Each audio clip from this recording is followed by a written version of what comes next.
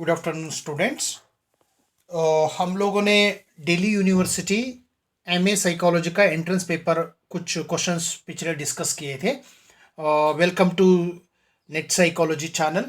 तो इस चैनल के ज़रिए हम लोग ढेर सारे क्वेश्चन पेपर्स को डिस्कस कर रहे हैं ताकि आप यूजीसी नेट साइकोलॉजी की भी प्रैक्टिस हो जाए और साथ ही साथ आप एमए साइकोलॉजी एंट्रेंस एग्ज़ाम कभी जो भी कुछ एंट्रेंस एग्ज़ाम्स होते हैं जैसे सेंट्रल यूनिवर्सिटी एंट्रेंस टीचर्स का उसको भी हम लोग ऑलरेडी कर रहे हैं। जैसे कि अलग अलग यूनिवर्सिटी का जो पेपर को हम लोग डिस्कस कर रहे हैं ताकि उसमें हम लोग एक्सप्लेनेशन भी करेंगे, आप लोगों को ये प्रैक्टिस के लिए अच्छा होगा। यदि आप लोग नया है हमारा चैनल के लिए प्लीज़ सब्सक्राइब कर लीजिएगा और मेरा जो भी नोटिफिकेशन आपको टाइम में आते रहेंगे और आपका फ्रेंड के साथ भी शेयर कर लीजिएगा कि इससे आपका कनेक्टिविटी बढ़ जाएगा। तो थैंक यू सो मच। हम लोग आगे बढ़ते हैं।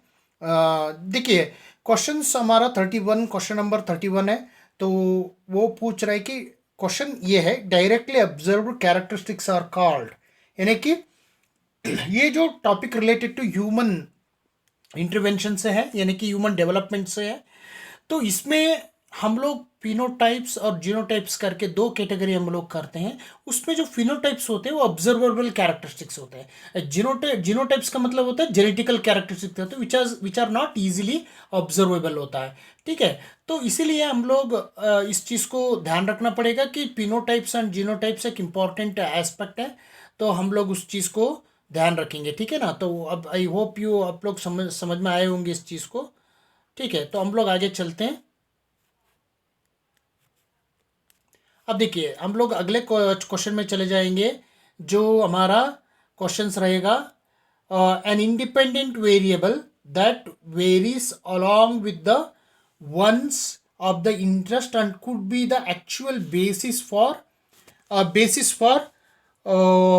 What you are measuring is called, यानी कि अपने कोई भी वेरिएबल अपने आप मेन वेरिएबल होती है जो आप रिसर्च में यूज़ कर रहे हैं और उसके साथ साथ अपना आपके इंटरेस्ट का जो वेरिएबल के साथ द एक्चुअल बेसिस, आज का जो बेस क्या होती है। जैसे कि फॉर एग्जांपल हम मोटिवेशन का कर रहे हैं तो मोटिवेशन का ये अगर हम इमोशन के ऊपर कुछ बना रहे हैं, कुछ टॉपिक्स बन रहे हैं, सब रिसर्च कर रहे हैं तो इमोशन की और एक वेरिएबल्स क्या हो सकती है।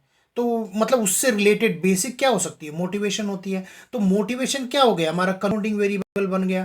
तो आई थिंक आपको ये बात समझ में आए होंगे। तो जिस तरह से मोटिवेशन एक बेस बन जाता है, उसी वेरिएबल का ही पार्ट है, लेकिन हम लोग उस पर रिसर्च जब कर रहे हैं तो हम लोग इमोशंस को मेजर करते हैं, लेकिन मोटिवेशन हमारा बेसिक वेरिएबल रहेगा। ठीक है, तो अब आई होप आप लोग समझ में इस तरह से वेरिएबल को, यानी कि इस तरह से वेरिएबल को हम कन्फाउंड वेरिएबल्स बोलते हैं। ठीक है, इस तरीके से वेरिएबल को हम क्या बोलेंगे, कन्फाउंड वेरिएबल्स बोलेंगे। कन्फाउंड जो मेन वेरिएबल के साथ रहती है और उसका पार्ट बन इंटीग्रल पार्ट के जैसे वो महसूस होती है, तो इसलिए हम लोग इसको कन्फाउंड वेरिएबल्स करके बोलते हैं। चलिए हम लोग आगे चलते हैं नेक्स्ट क्वेश्चन को। तो अब देखिए नेक्स्ट क्वेश्चन जो पूछ रहे हैं, the socio cognitive approach to personality suggest the idea that one's experience can. देखिए ये क्वेश्चन है सोशियो कॉग्निटिव अप्रोच। अब पहले तो क्वेश्चन को समझ लीजिएगा। तो ये पूछ रहे हैं कि the socio cognitive approach to personality suggest that the idea that one experience can, what you can say is uh, affect both personality stability and change। तो इसीलिए तो हम लोग बोलते हैं कि जो सोशियो कॉग्निटिव का मतलब क्या होता है, सोशल में हम इंटरेक्ट करते हैं, लोगों से मिलते जुलते हैं, बातें करते हैं और हमारा थॉट प्रोसेस क्या रहेगा उसके ऊपर डिपेंड होता है। तो इसीलिए अफेक्ट का वर्ड हम इसलिए यूज़ कर रहे हैं। अफेक्ट का हम कहाँ होता है, अफेक्ट हम सोशल साइकोलॉजी में यूज़ करते हैं। जो भी हमारे परसेप्शंस होते हैं वो अफेक्ट होती है, तो वो बहुत इंपॉर्टेंट वर्ड है। तो इसलिए affect both personality stability and change, इस दोनों को भी हमको क्या बोलते हैं उसमें ऊपर जो हमारा इफेक्ट करती है। जो भी थॉट प्रोसेस होगा, जो भी हम आप समझ लीजिए सोशल कॉग्निशंस में जो भी कुछ चीज़ें होती है वो हमारा स्टेबिलिटी को, हमारा पर्सनल ट्रेट्स को इन्फ्लुएंस करती है। तो वो चीज़ क्वेश्चन पूछ रहे हैं वो लोग। तो नेक्स्ट हम चलते हैं, in which of the following therapies clients are encourage to express their true thoughts and feelings and become their true selves. तो वो ऐसा कौन सा जो थेरेपी है जो क्लाइंट को एनकरेज अपना खुद को अपना पोटेंशियल को समझने के लिए एनकरेज किया जाता है, बताया जाता है कि आप इतना पोटेंशियल हो। तो उस तरीके से थेरेपी को हम लोग क्या बोलेंगे फ्रेंड्स? उस तरीके से थेरेपी को हम क्लाइंट सेंटर्ड थेरेपी बोलेंगे, जो जिन्होंने कार्ल रोजर ने इसका प्रपोज किया था इस थ्योरी को। तो हम लोग आगे चलते फ्रेंड्स। देखिए उसमें आगे का क्वेश्चंस जो हमको बता रहे हैं, the first step in developing a training program includes, जो ट्रेनिंग नीड एनालिसिस, ये ऑर्गेनाइजेशन बिहेवियर का क्वेश्चन होता है। जो भी हम एम्प्लॉयज को फर्स्ट टाइम जो ट्रेनिंग करते हैं उसमें हम लोग क्या बोलेंगे? Training needs analysis. तो हम लोग पहले एक ओरिएंटेशन सेशन लेते हैं, एक ट्रेनिंग लिया जाता है। तो उसमें हम लोग क्या करते हैं? उसमें हमने ट्रेनिंग नीड एनालिसिस करते हैं कि भाई कौन सा एम्प्लॉयज़ को किस तरीके से नेचर होते हैं, किस तरीके लेवल की ट्रेनिंग की ज़रूरत होती है। ऑर्गेनाइजेशनल बिहेवियर का क्वेश्चन है, तो आप लोग थोड़ा ध्यान रख लीजिएगा। कुछ कुछ पेपर में ऑर्गेनाइजेशनल क्वेश्चन कभी आ जाते हैं। यूजीसी नेट में तो नहीं पूछ रहा है ऑर्गेनाइजेशन साइकोलॉजी की, लेकिन अलग अलग एंट्रेंस एग्जाम में, जैसे दिल्ली यूनिवर्सिटी का एंट्रेंस एग्जाम में आप देख रहे हैं, तो ऑर्गेनाइजेशनल साइकोलॉजी के ऊपर क्वेश्चन आ रहे हैं। चलिए हम लोग आगे चलते हैं। तो over simplified attitude about the entire group of people are called. तो हम लोग जो भी ओवर सिंप्लीफाइड करते हैं कोई भी ग्रुप के ऊपर, आपको पता है ये चीज़ आती है हमारा स्टीरियोटाइप में। जो हम लोग किसी ग्रुप में हमारा वो प्री अजम्पशंस रखते हैं, हमारा जो बिलीव्स होते हैं, हमारा जो लाइक्स एंड डिसलाइक्स होते हैं, उसके हिसाब से हम लोग तोलने के लिए कोशिश करते हैं। तो उस चीज़ को हम लोग बोलते हैं स्टीरियोटाइप्स। नेक्स्ट हम चलते हैं, अपेशिया इज न्यूरोलॉजिकल डिसऑर्डर सिम्प्टोमेटाइज्ड। तो ये अपेशिया जो किससे रिलेटेड होती है? देखिए वो बोल रहे हैं कि difficulty in localising objects, language breakdown, inability and insensitivity. देखिए इनेबिलिटी एंड इनसेंसिटिविटी तो कह रहा है ये वो नहीं है, यहाँ पे ऑप्शंस बिल्कुल ही अलग है, तो इसको हम हटा देंगे। तो पहले तो आती है डिफिकल्ट इन लोकलाइजिंग ऑब्जेक्ट। इसमें कुछ अलग होता है, डिफिकल्ट और अलग डिसऑर्डर्स होते हैं, मुझे याद नहीं आ रहा है, लेकिन इसमें बिल्कुल हम डायरेक्ट जा सकते हैं कि लैंग्वेज ब्रेकडाउन होता है। तो लैंग्वेज ब्रेकडाउन इसका इंपॉर्टेंट आंसर है फ्रेंड्स। हम लोग आगे बढ़ते फिर। The cerebral cortex is divided into two split halves known as the right and left। तो हम लोग सेरेब्रल हेमिस्फीयर को दो कैटेगरी में किया है, तो उसको आंसर हमको बताना है। जो एक तो होता है हमारा right hemisphere and left hemisphere, इसको हम बोलते हैं सेरेब्रल हेमिस्फीयर। एक्चुअली थोड़ा सा क्वेश्चन ही उन्होंने सही से नहीं पूछा है, तो इसीलिए जो इसका आंसर होगा सेरेब्रल हेमिस्फीयर होगा। नेक्स्ट हम चलते हैं, psychologist in the area of dash focus on machine interactions, physical fatigue and strain and work place design. तो इसको हम बोलते हैं एर्गोनॉमिक्स। तो देखिए ऑर्गेनाइजेशनल साइकोलॉजी के कुछ क्वेश्चंस आप ध्यान से देखिएगा कि एर्गोनॉमिक्स ऐसा जो एरिया है जो inter psychology and technology interface हो गया, और यूजर डिज़ाइंस हो गया, फिजिकल फैटिग होती है, क्या क्या इश्यूज आती है ऑर्गेनाइजेशन में टेक्नोलॉजी और ह्यूमन बींग के रिलेशन से रिलेटेड, उस जो स्टडी होती है उसके लिए सेपरेट स्पेशलाइज्ड ब्रांच बन चुका है उस विद इन द साइकोलॉजी, और बियॉन्ड द साइकोलॉजी भी इसको हम यूज़ करते हैं, एर्गोनॉमिक्स करके इसका जो नाम है। Generally we think about the stereotype products वगैरह होते हैं, प्रोडक्ट डिज़ाइन में स्टीरियोटाइप का कैसे ही होती है, कॉन्सेप्ट फॉर्मेशंस की जो बातें आती हैं यहाँ पे। ठीक है, नेक्स्ट हम चलते हैं, therapies that focus on the self-talk, problem-solving strategies and beliefs, symptoms of client are referred। तो ऐसा जो therapies that focus on the self-talk, problem-solving strategies and belief system, तो वो ऐसा जो कॉग्निटिव थेरेपी है, इसको हम देखने से पता लग रहा है कि स्ट्रैटेजीज हो गया, बिलीफ्स हो गया, इस तरीके से जो है कॉग्निटिव के बारे में बात करते हैं। आजकल तो हम कॉग्निटिव बिहेवियरल थेरेपी के बारे में बोल रहे हैं, तो कहीं ना कहीं ये जो हमारा कॉग्निटिव क्या होता है, थॉट प्रोसेस से रिलेटेड होती है, थॉट से रिलेटेड हम लोग बात करते हैं, जो थॉट को चेंज करने के लिए कोशिश करते हैं। तो उसी वजह से ये जो है इसका जो आंसर रहेगा कॉग्निटिव थेरेपी। तो आगे आने वाले दिनों में हम लोग ये कॉग्निटिव बिहेवियरल थेरेपी के बारे में भी हम लोग डिस्कस करेंगे वीडियो में, और इसके रिलेटेड थेरेपी का कुछ 2-3 वीडियो तो ऑलरेडी मैंने बना चुका हूँ, प्लेलिस्ट में जाके देख सकते हैं। ह्यूमन इंटरवेंशन का प्लेलिस्ट है, तो उसमें आके देख सकते हैं। 41 में गीतांजलि क्वेश्चन हम पढ़ेंगे। Geetanjali conforms to the idea of visiting a museum as most people in our class have vote for the same. The basis of the conformity is, देखिए कन्फर्मिटी में अलग अलग टाइप्स ऑफ कन्फर्मिटी होती है। एक कन्फर्मिटी होती है कि नॉर्मेटिव कन्फर्मिटी, उसमें देखिए इंफॉर्मेशनल कन्फर्मिटी या नॉर्मेटिव कन्फर्मिटी का मतलब क्या होता है, जो भी हम एक अगर हमारा लीडर फॉलो करता है, जो भी सोसाइटी में कुछ जो गिने चुने लोग होते हैं, मेजॉरिटी लोग मतलब उसका फॉलो करते, कोई भी ग्रुप को हम फॉलो करते हैं, क्या नाम्स होते हैं कि भाई लीडर या हमारा नॉन पर्सन सिग्निफिकेंट अदर्स जो लोग हाँ करते हैं, उसमें हाँ में हाँ मिलाना होता है। तो इसके लिए हम लोग इसको नॉर्मेटिव इन्फ्लुएंस कहते हैं। सोसाइटी में हमारा सोशल इंटरेक्शंस में नॉर्मेटिव इन्फ्लुएंस एक सोशल इन्फ्लुएंस का प्रोसेस है। तो इसी वजह से इसका जो आंसर रहेगा हमारा नॉर्मेटिव इन्फ्लुएंस, नॉर्मेटिव कन्फर्मिटी हम बोल सकते हैं, ठीक है ना। तो conformity is a part of the social influence. तो नेक्स्ट हम चलते हैं क्वेश्चन नंबर 42 में हम देखें, and mentioned to you that she remembers everything that ever happens to her. What concept from memory research most directly contradicts his belief? तो इन्होंने selective attentions बोला है। देखिए तो ये बोल रहे हैं कि हम लोग को ये बताना है कि इसमें क्वेश्चन सब ध्यान से समझ लीजिएगा। एक फ्रेंड ऐसा मेंशंस करता है, she remembers everything that ever happens to her. तो इसमें आप देखिए वो उनमें क्या बोल रहे हैं कि उसमें सारे चीज़ें याद आती है, लेकिन उनके कोई एक्सपीरियंस में भी नहीं होता, ऐसा चीज़ भी उनको याद आता है।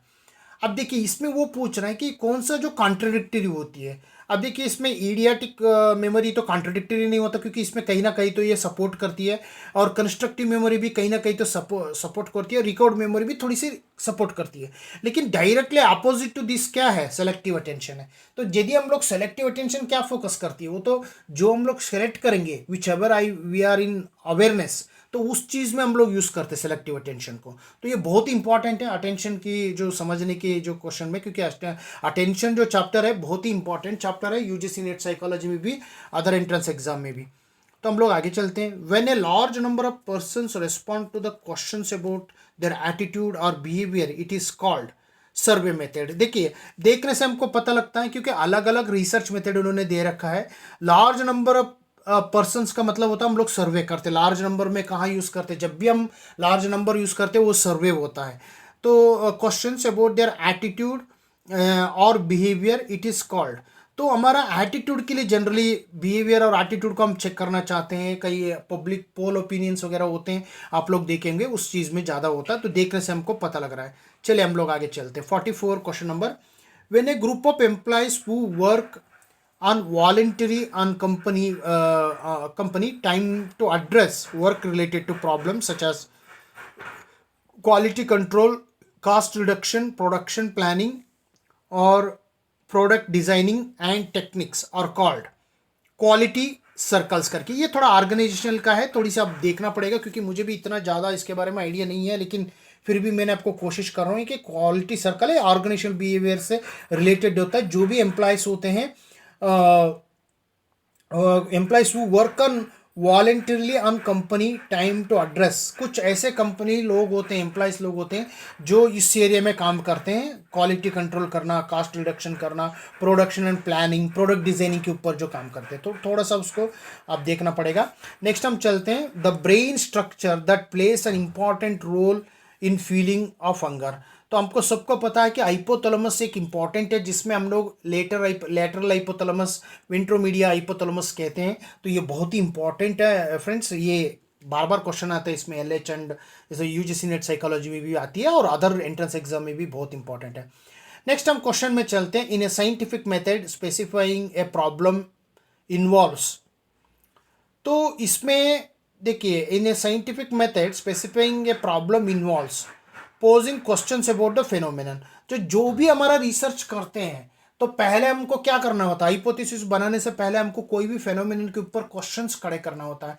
और ये क्यों हो रहा है, जैसे कि मान लीजिए कोई भी जगह में ज़्यादा बारिश हो रहा है, तो आपको मन में ये सोच आती कि बारिश आने का वजह क्या है, ज़्यादा बारिश एक ही जगह में आने का वजह क्या है, ये क्वेश्चंस करने का तरीका होता है। तो ये हो गई आपकी हमारा क्वेश्चंस। हम नेक्स्ट चलते हैं, in experimental design the variable that is manipulated is the dash, तो ऑब्वियसली इंडिपेंडेंट वेरिएबल है, क्योंकि दो तरीके से वेरिएबल होती है। इंडिपेंडेंट मेन वेरिएबल्स दो तरीके से होती है, एक इंडिपेंडेंट वेरिएबल होता है, एक डिपेंडेंट वेरिएबल होता है।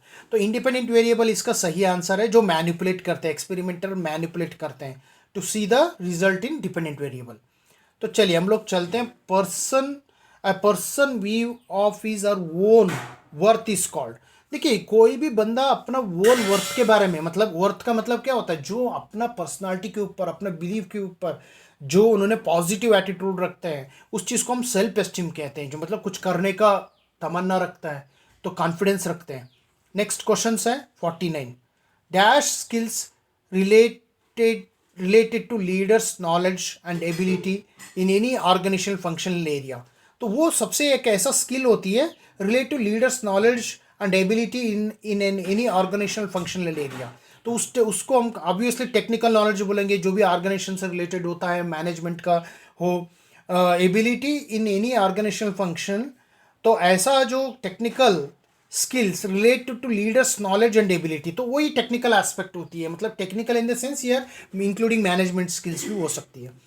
ठीक है, हम लोग आगे चलते हैं। 50 क्वेश्चंस को हम लोग करेंगे और उसके बाद खत्म करेंगे। अगले आने वाले क्लास में हम लोग नेक्स्ट 25 क्वेश्चंस को करेंगे। Dash validity is determined by the degree to which the questions or items on a test are representative of the universe of behavior. The test was designed to sample. तो ऐसा जो test है, जो validity है, जो types of validity है, तो degree to which the question or item, जो psychological test item test are representative of the universe of the behaviour of the test. तो आपको देखने से पता लग रहा है कि लेवल ऑफ डिग्री जो होती है, आइटम्स का जो डिग्री है, वो कितना रिप्रेजेंटेटिव करती है यूनिवर्सल बिहेवियर को समझने में। हम लोग अगर मान लीजिए मोटिवेशन के ऊपर बना रहे हैं, तो मोटिवेशन का जो कंटेंट को कैसे स्टडी, कितनी यूनिवर्सली रिप्रेजेंट करती है, उस वैलिडिटी को हम चेक करते हैं, उसको हम कंटेंट वैलिडिटी बोलते हैं। ठीक है, तो आई होप आप लोग ये 50 क्वेश्चंस आप लोग के लिए फ़ायदेमंद होंगे, क्योंकि मुझे ऐसा लग रहा है कि आप लोग इससे फ़ायदा मिलेंगे।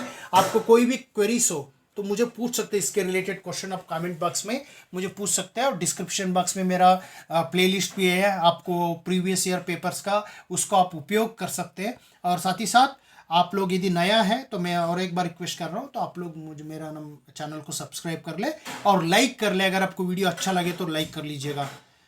तो इसी वजह से मैंने आपका आज की वीडियो को मैं ख़त्म कर रहा हूँ। Thank you so much.